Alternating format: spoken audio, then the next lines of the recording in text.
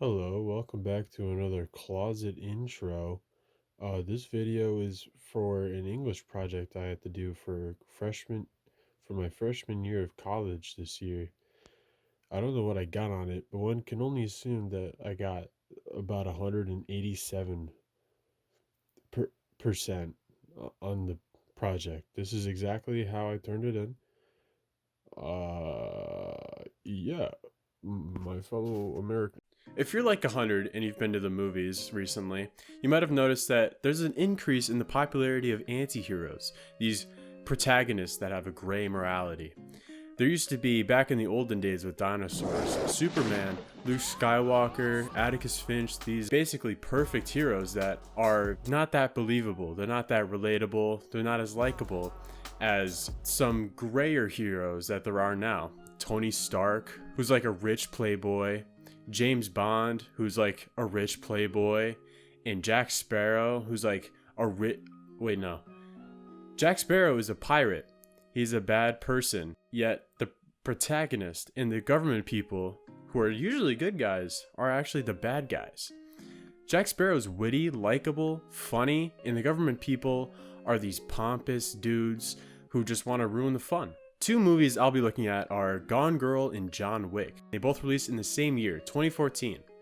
Gone Girl crushed John Wick in the box office. Why is this? They both have anti-heroes, but is one more anti? Is one more gray than the other one? I guess you could say recently, the good guys are going gray.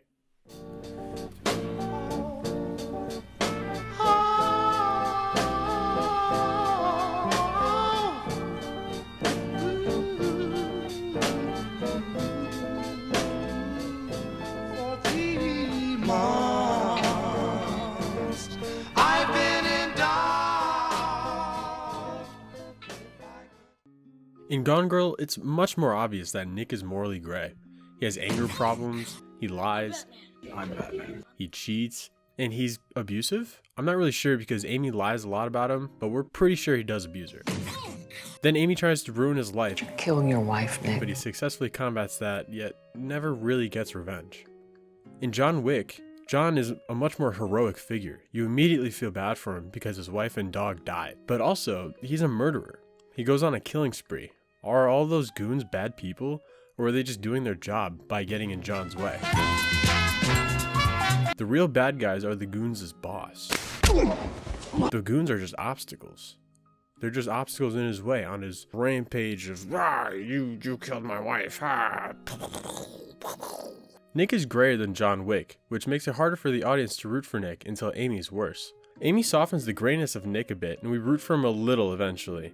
But I never really liked Nick at all. I don't like him. But we do kind of root for him, because it's better than rooting for Amy.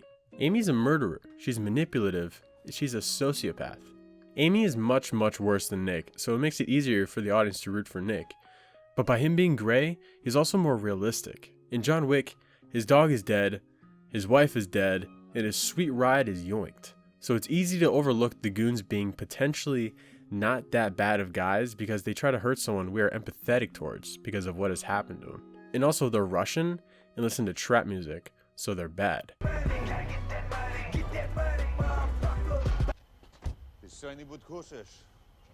Why are all Russian people bad in Western movies? I don't know. The Cold War? Communism? I don't know. That's another video.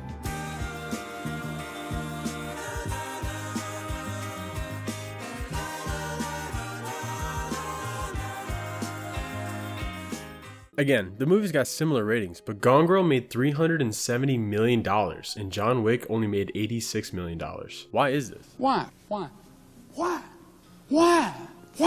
One theory is that maybe the extreme violence in John Wick just wasn't as universally acceptable. But you can refute that because in Gone Girl, Amy slices Neil Patrick Harris, my boy. She slices his neck. And they show like boobies and sex in the movie. So like, what is that?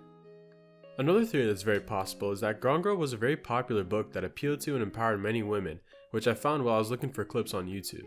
I hadn't even thought of this perspective, so this was interesting to think about. Meanwhile, people thought John Wick was just going to be some run-of-the-mill shoot 'em up movie, so it didn't get the earnings that it could have. But for the sake of the theme of this video, I have my own theory. My theory is that it's more enticing for the audience to root for someone morally ambiguous like Nick than it is for someone who's easy to root for like John Wick. The inner conflict of rooting for him eats you up. You hate him more, you're like, God, I hate this guy. And then you like him a little because Amy's kind of screwing him over. And it's easier to see John Wick as a good guy and he will win. According to an article in the International Journal of Arts and Technology by Alison Eden, Robert Lewis, and Matthew Grizzard, although there are many disposition-based theories, all generally argue that audiences will enjoy watching good things happen to good characters and bad things happen to bad characters. The audience is unsure of Nick's morality, so we don't know what will happen to him.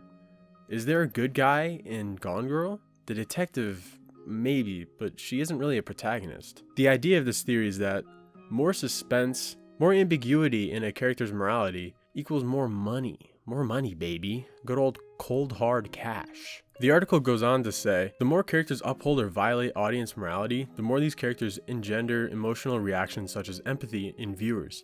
Empathetic reactions to characters translate into great joy at positive outcomes and sorrow at negative outcomes.